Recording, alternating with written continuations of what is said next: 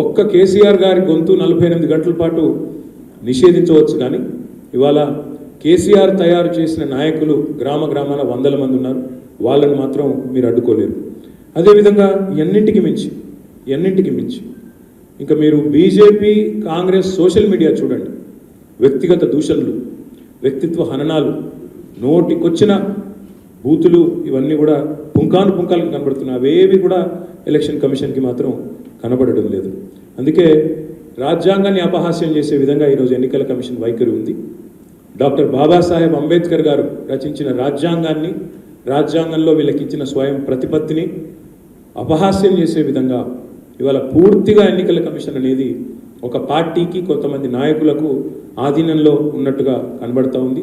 ఇది నేను చెప్పేది తప్పైతే మరి భావోద్వేగపూరితమైన ప్రసంగాలు, మతాల మధ్యన వైషమ్యాలు రెచ్చగొట్టే విధంగా మాట్లాడుతున్న ప్రధానమంత్రి మీద ఎందుకు చర్య తీసుకోవడం లేదు అనే మాట నేను ఎన్నికల కమిషన్ అడుగుతా ఉన్నా, సమాధానం చెప్పాలని చెప్పి కూడా కోరుతా ఉన్నా.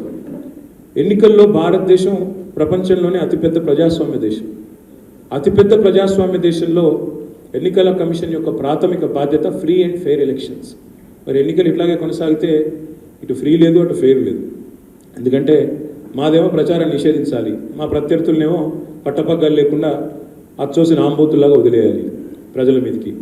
మరి ఇంకోవైపు ఏమో ఫెయిర్ ఎలక్షన్ అంటే ఇది ఏ రకమైన న్యాయం, ఏ రకమైన పారదర్శకమైన ఎన్నిక అవుతుందో తప్పకుండా ప్రజలు కూడా ఆలోచించాలని చెప్పి నేను విజ్ఞప్తి చేస్తా ఉన్నాను. ఈ 48 గంటల బ్యాన్తో మీరు కేసీఆర్ గారిని తాత్కాలికంగా 48 గంటల పాటు ఆపగలరేమో, కానీ దీనివల్ల మీరు చేయగలిగింది కూడా ఏం లేదు. అందుకే నేను రాష్ట్ర ప్రజలకు కూడా చేసే విజ్ఞప్తి, వీళ్ళ అరాచకాలకు, వీళ్ళ అధీనంలో పనిచేస్తున్న ఏజెన్సీల అరాచకాలకు అడ్డుకట్ట వేయాలంటే తప్పకుండా इस बैन का जवाब वोट से दीजिए और बीआरएस को अच्छी तादाद से जिताइए.